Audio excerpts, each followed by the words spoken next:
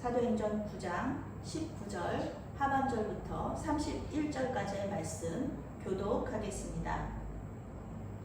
사울이 다메섹에 있는 제자들과 함께 며칠 있을새 즉시로 각 회당에서 예수가 하나님의 아들이심을 전파하니 듣는 사람이 다 놀라 말하되 이 사람이 예루살렘에서 이 이름을 부르는 사람을 멸하려던 자가 아니냐. 여기 온 것도 그들을 결박하여 대제사장들에게 끌어가고자 함이 아니냐 하더라. 사울은 힘을 더 얻어 예수를 그리스도라 증언하여 다메섹에 사는 유대인들을 당혹하게 하니라. 여러 날이 지나매 유대인들이 사울 죽이기를 공모하더니 그 계보가 사울에게 알려지니라. 그들이 그를 죽이려고 밤낮으로 성문까지 지키거늘 그의 제자들이 밤에 사울을 광주리에 담아 성벽에서 달아내리니라. 사울이 예루살렘에 가서 제자들을 사귀고자 하나 다 두려워하여 그가 제자됨을 믿지 아니하니 바나바가 데리고 사도들에게 가서 그가 길에서 어떻게 주를 보았는지와 주께서 그에게 말씀하신 일과 다메섹에서 그가 어떻게 예수의 이름으로 담대히 말하였는지를 전하니라. 사울이 제자들과 함께 있어 예루살렘에 출입하며 또 주 예수의 이름으로 담대히 말하고 헬라파 유대인들과 함께 말하며 변론하니 그 사람들이 죽이려고 힘쓰거늘 형제들이 알고 가이사라로 데리고 내려가서 다소로 보내니라. 함께 있습니다. 그리하여 온 유대와 갈릴리와 사마리아 교회가 평안하여 든든히 서가고 주의 경외함과 성령의 위로로 진행하여 수가 더 많아지니라. 아멘. 평안과 위로의 하나님이라는 제목으로 말씀 전할 때에 많은 은혜 받으시기 바랍니다. 아멘. 기도하시겠습니다. 사랑의 하나님, 주님 앞에 겸손히 나아와 말씀을 듣게 하시니 감사합니다. 아멘. 말씀으로 우리를 변화시켜 주시옵소서. 아멘. 우리의 거짓된 자아가 죽고 오직 예수님만 사시는 놀라운 역사를 이루어 주시옵소서. 아멘. 예수님의 이름으로 기도합니다. 아멘. 오늘의 핵심 주제는 복음은 평안과 위로를 가져다 준다 라는 것입니다. 오늘 성경은 기독교 역사상 가장 놀라운 삶의 변화를 보여준 인물을 우리에게 소개해주고 있습니다. 그는 바로 사울입니다. 사울은 이제 히브리 이름으로 사울이고요. 그리고 헬라식 이름은 바울이죠. 그러니까 사울하고 바울은 같은 이름입니다. 우리나라의 이름하고 우리나라 사람들이 우리나라 이름 쓰고 또 미국 가면은 미국 이름도 또 쓰잖아요. 그런 식으로 이 사람이 바로 사울이면서 바울인 그런 사람이죠. 그는 원래 교회를 핍박하는 사람이었습니다. 그러나 부활하신 예수님을 만나고 나서 핍박을 받는 자가 됩니다. 이제 핍박 시작이죠. 오늘부터 핍박을 받게 되는 그런 일들이 계속해서 일어납니다. 오늘 말씀은 사울이 회심하고 어떤 일이 그에게 일어났는지를 우리에게 알려줍니다. 19절 하반절 말씀부터 22절 말씀까지 함께 읽겠습니다. 사울이 다메섹에 있는 제자들과 함께 며칠 있을새 즉시로 각 회당에서 예수가 하나님의 아들이심을 전파하니 듣는 사람이 다 놀라 말하되 이 사람이 예루살렘에서 이 이름을 부르는 사람을 멸하려던 자가 아니냐. 여기 온 것도 그들을 결박하여 대제사장들에게 끌어가고자 함이 아니냐 하더라. 사울은 힘을 더 얻어 예수를 그리스도라 증언하여 다메섹에 사는 유대인들을 당혹하게 하니라. 아멘. 사울이 회심하고 나서 가장 먼저 한 일은 유대인의 회당에 가서 예수가 하나님의 아들이심을 전파하는 일이었습니다. 성경은 사울이 즉시로 각 회당에서 예수가 하나님의 아들이심을 전파했다 이렇게 말하고 있습니다. 원래 사울이 예수님과 교회를 핍박했던 이유가 바로 예수님께서 내가 하나님이고 하나님의 아들이다 이렇게 말했기 때문에 그 그렇게 예수님을 핍박했던 거잖아요. 그런데 예수가 하나님의 아들이라는 것, 예수님과 하나님의 매우 친밀한 관계, 하나님과 아버지와 아들의 관계라는 이것에 대해서 굉장히 싫어하고 이단이다 이렇게 말했던 사람이 이 하나님의 아들이라고 다시 얘기하고 다니는 거예요. 예수가 다윗의 자손으로서 왕으로서의 정통성을 가지고 있다 이런 것도 아니다, 절대 아니다 그렇게 반대했던, 신학적으로 그건 맞지 않다 그렇게 반대했던 이 사람이 예수님이 바로 그 메시아다, 우리가 그렇게 지금까지 기다려왔던 그 메시아다 이렇게 얘기하면서 다니는 거예요. 유대인들이 예수님을 신성모독으로 십자가에서 죽였는데 사울도 그것을 마땅하다고 생각했는데 이제는 그가 이렇게 달라진 겁니다. 교회를 핍박했던 그가 이제는 예수님이 하나님의 아들이다 그러면서 외치고 다니는 거예요. 그는 부활하신 예수님을 만나고 회심한 후에 예수님의 말씀과 또 교회의 고백이 사실이라는 것을 깨닫고 즉시 예수님의 회당으로 그 유대인의 회당으로 달려가서 복음을 전하고 있는 것입니다. 회당은 디아스포라 유대인들이 함께 모여서 예배하고 또 모임을 하는 곳이고 또 회의도 하고 같이 공부도 하는 그런 곳이었죠. 그런데 그 유대인의 법은 유대인 10가정이 사는 곳에는 반드시 회당이 하나씩 있어야 돼요. 학자들에 따르면 다메섹에 약 30개의 회당이 있었다고 하니까 하나님의 일에 열심이었던 이 사울은 당연히 이 30군데를 다 돌아다니면서 복음을 전했을 것입니다. 그런데 이 유대인들은요, 사울의 복음 전파를 기뻐하지 않았습니다. 이 성경을 듣는 사람들이 다 놀랐다 이렇게 말합니다. 이것은 단순히 깜짝 놀랐다 이런 뜻이 아닙니다.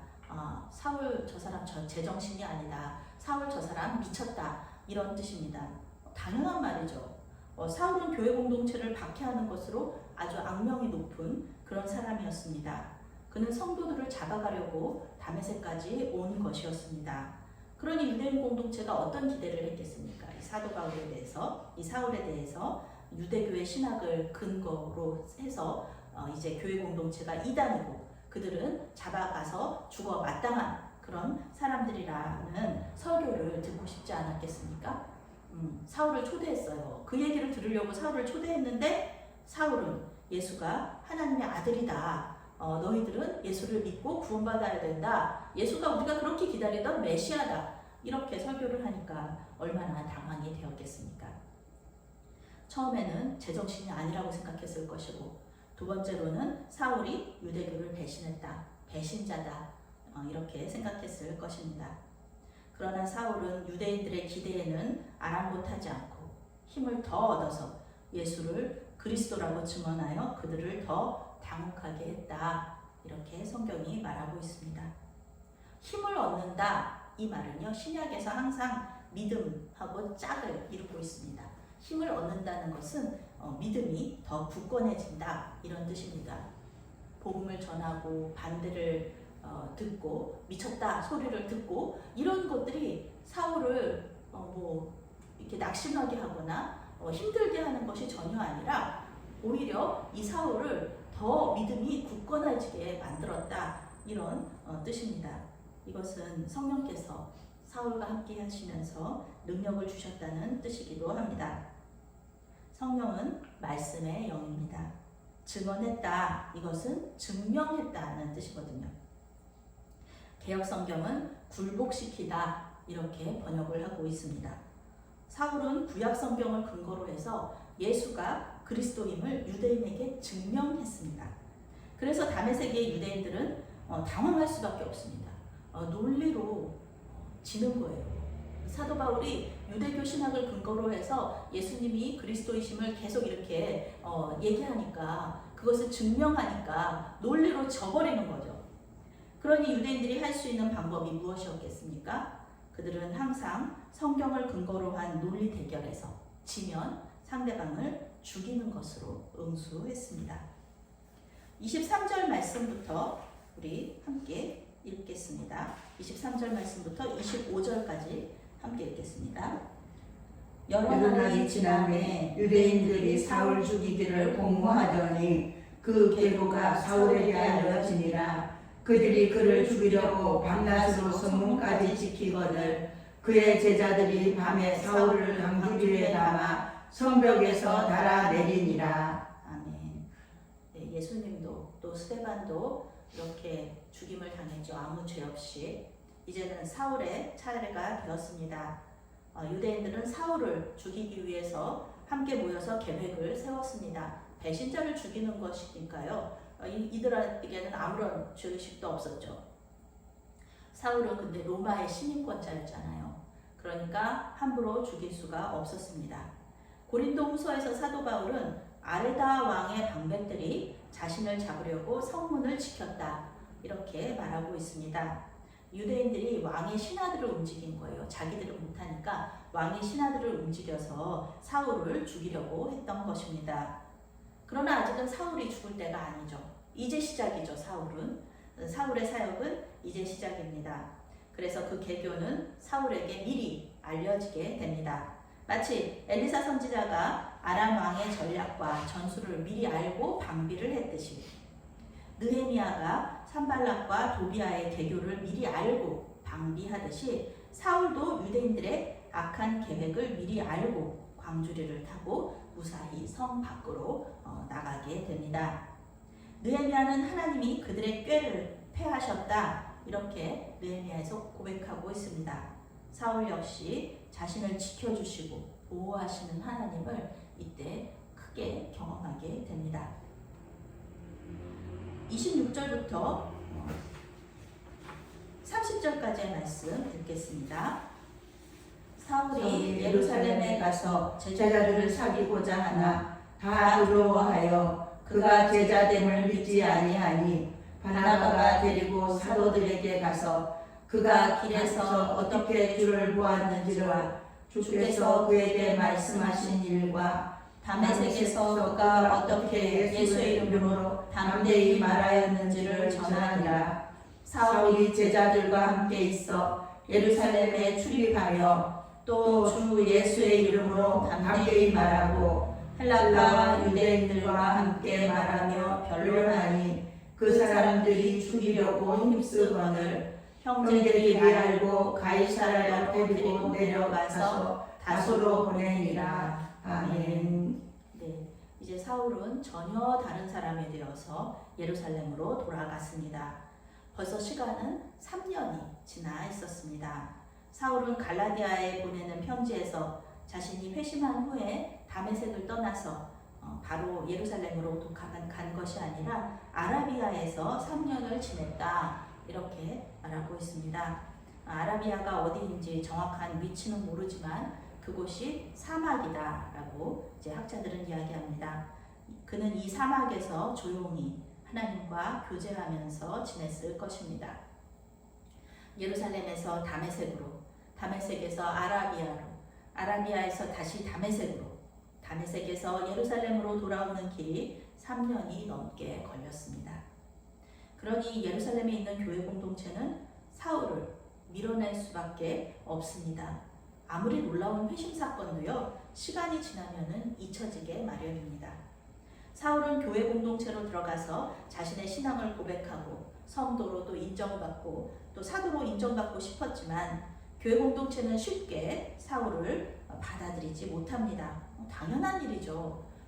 예루살렘 교회에서 사울은 여전히 교회를 핍박하는 데 앞장선 악명 높은 악당이었습니다. 교회 공동체는 그를 두려워하였고 그가 제자가 되었다는 것을 믿지 못했습니다. 바울은 계속해서 이제 사도 바울이 바울되는 거죠. 사울은 계속해서 이제 여러 차례 제자들과 이렇게 친해지려고 노력을 하지만은 번번이 실패합니다. 예루살렘 교회 쪽에서 계속 두려워하는 거예요, 사울을. 그런데 이때 다메섹 교회에 아나니아와 같은 사람이 나타납니다. 다메섹 교회에서도 무서워했잖아요, 사울을 두려워했잖아요. 그런데 아나니아가 교회 공동체로 이끌어주잖아요. 그런데 그런 사람이 바로 나타납니다. 이 사람이 바로 예루살렘 교회의 아나니아, 착한 사람이요 성령과 믿음이 충만한 사람인 바나바였습니다. 바나바는 사울의 후견인이 되어서 이렇게 교회 공동체로 이끌어 줍니다. 사울이 회심했음을 보증하면서 예루살렘 교회 공동체로 인도합니다. 의심과 두려움의 대상이었던 사울이 어떻게 바나바의 신뢰를 얻게 되었는지 그것을 성경은 이야기해 주지 않습니다. 그러나 우리는 앞서 빌립을 에디오피아 내시에게 보내신 하나님, 아나니아를 사울에게 보내신 하나님의 방법을 보았기 때문에 같은 방식으로 바나바를 사울에게 보내셨을 것이라고 미루어 짐작할 수 있습니다. 왜냐하면은 사울의 회심 사건이 어떻게 이루어졌는지를 설명하는 사람이 바로 바나바거든요. 바나바가 이 얘기들을, 이 사울의 이야기들을 교회 공동체에 소개해줘요. 그는 누구보다도 자세히 사울의 회심 사건을 알고 있었고 그 사건을 교회 공동체에 알려주면서 사울이 교회의 인정을 받을 수 있도록 도와줍니다. 이제 사울은 교회 공동체의 일원으로서 인정을 받고요. 예루살렘에서도 회당마다도 다니면서 담대하게 복음을 전할 수 있게 됩니다. 당연히 핍박이 따라오죠. 사울은 예루살렘에서 고작 15일 만에 쫓겨나게 도망을 치게, 쫓겨난다 도망친다 그러기보다는 이렇게 죽을 위기에 처하게 됩니다. 다메섹에서의 마찬가지로 구약 성경에 근거하여서 또 담대하게 복음을 전하다가 유대인들에게 또 죽을 위기에 처하는 거죠. 결국 교회 공동체는 이제 사울을 보호해야 되잖아요. 그러니까 그의 고향인 다소로 가 있어라 이렇게 말하는 겁니다. 다소로 보내게 됩니다. 31절은 스데반의 순교로 시작하여서 사울의 회심으로 끝나는 이 모든 사건들의 결과입니다. 31절 말씀 함께 읽겠습니다. 그리하여 온 유대와 갈릴리와 사마리아 교회가 평안하여 든든히 서가고 주를 경외함과 성령의 위로로 진행하여 수가 더 많아지니라. 아멘. 네, 온 유대와 갈릴리와 사마리아 교회가 평안하여서 든든히 서갔다. 그리고 주를 경외함과 성령의 위로가 함께 있으면서 그 수가 더 많아졌다. 이 말이 결론 부분이죠. 이 모든 사건들 속에서 성령께서 개입하셔서 모든 것이 합력하여서 선을 이루게 하셨습니다. 그런데 우리가 오해할 수 있어요. 사울이 여기 예루살렘에 왔다가 다소로 갔기 때문에 그 문제가 이제 사라졌기 때문에 교회 공동체가 평안해졌다 이렇게 오해할 수 있는데요. 아니죠. 아닙니다. 이 성령께서 이 모든 일 가운데 함께 하셨기 때문에 교회가 성장하고 든든히 서갔다라는 것입니다. 그래서 사도행전의 별명이 바로 성령행전인 것입니다. 하나님께서는 교회에 위기를 허락하실 수 있습니다. 그러나 그 끝은 반드시 평안과 위로입니다. 우리의 삶도 마찬가지입니다.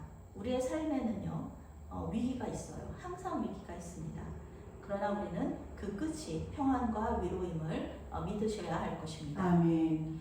주님께서 다시 오실 때까지 우리의 삶 속에 크고 작은 위기가 찾아오겠지만 성령께서 개입해 주셔서 평안과 위로로 끝날 줄로 믿습니다. 우리의 모든 삶의 순간들을 주님께 의탁드리면서 기도하시는 저와 여러분이 되시기를 바랍니다. 아멘. 사랑의 하나님, 오늘 우리의 삶 가운데 함께하여 주시옵소서. 크고 작은 위기 가운데 역사하시는 평안과 위로의 하나님을 만나게 하여 주시옵소서. 우리에게도 바나바와 같은 사명을 주시사 하나님을 믿는 초신자들을 주님께로 교회 공동체로 이끌어가는 그런 사명자로서 또 세워질 수 있도록 도와주시옵소서. 예수님의 이름으로 기도했습니다. 아멘.